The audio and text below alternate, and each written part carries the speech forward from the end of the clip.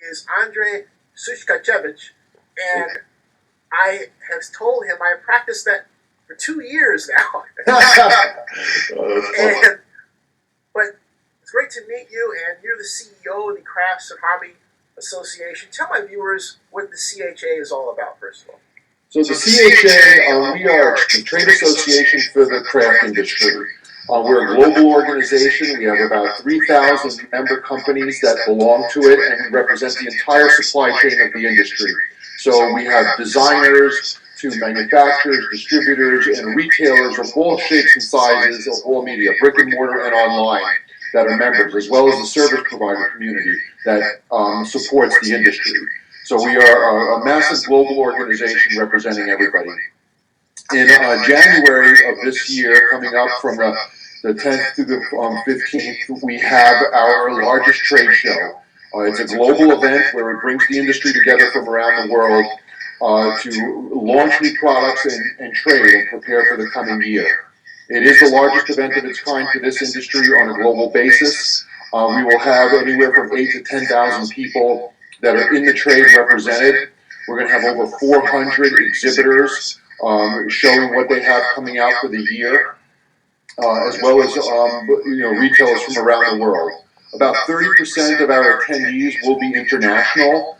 We're represented from over 60 countries are represented and are in attendance for the show that lasts 4 days.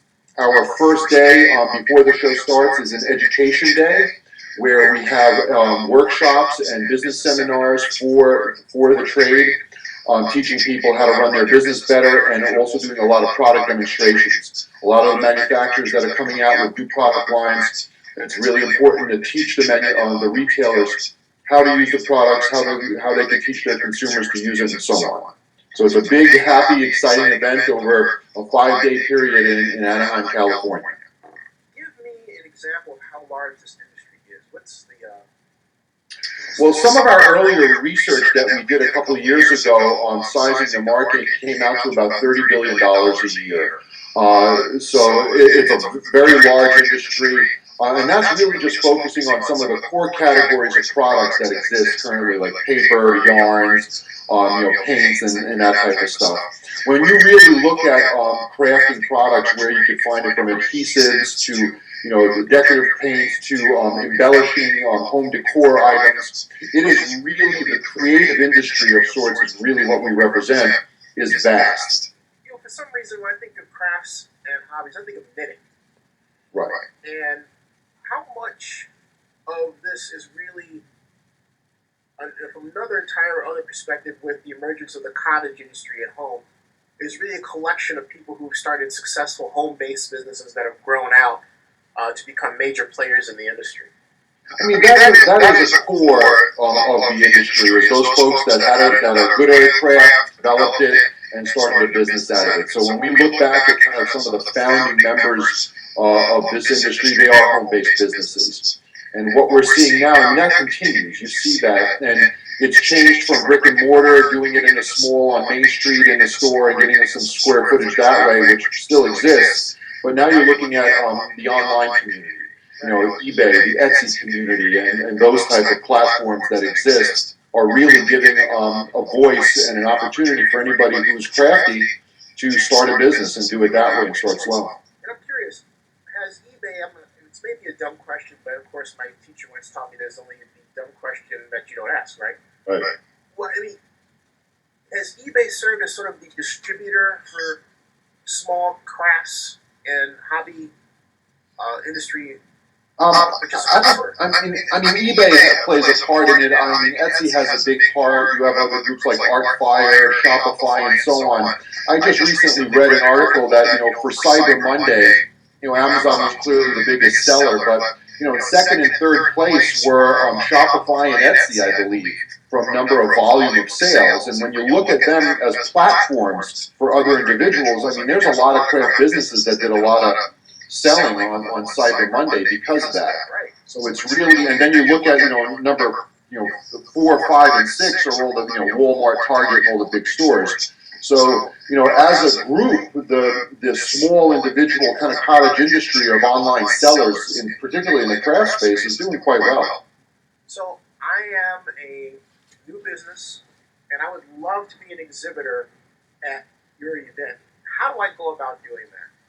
The easiest way to do that is reach out to us, send us an email at info@craftandhobby.org, and we'll answer any question you have. Whether you want to be an exhibitor for the show, if you're a retailer or a service provider or a distributor, and you want to attend the show, we can handle all that for you. We have a wealth of information and education available for everybody, and we would encourage you to come check it out.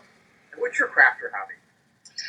My craft, I do everything with my kids, so whatever happens to be the flavor of the day. We do a lot of jewelry making, we do a lot of painting and drawing, collages, now for the holiday season, we're, using everything to kind of decorate. We are a mixed media approach. So give me a flower pot, some, cotton balls, and some fake eyes, and glue and tape, and we're good to go.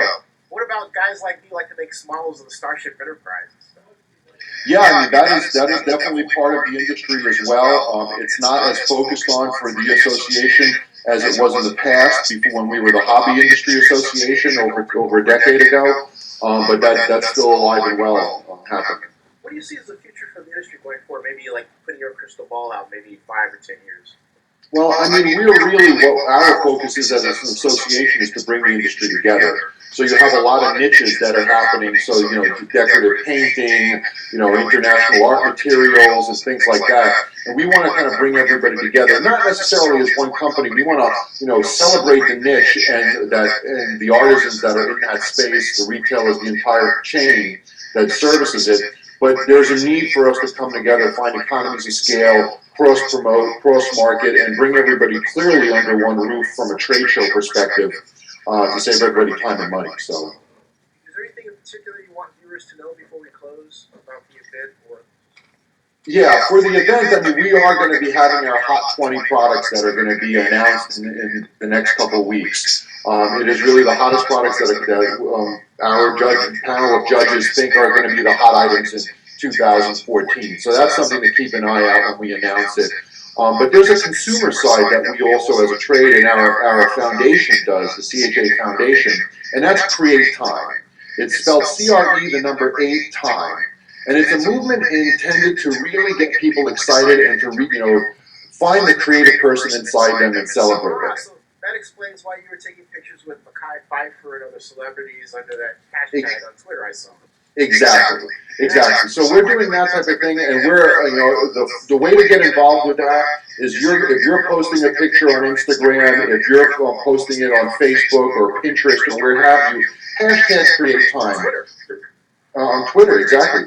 We're redoing the CreateTime.org site, which will be launching in January. That will be a feed of everybody who hashtags Create Time. So it'll be the source of inspiration for the creative craft community, and you just got to create time for it. Awesome. So, Andre, thanks so much. And pleasure. Seeing you at this great event next month.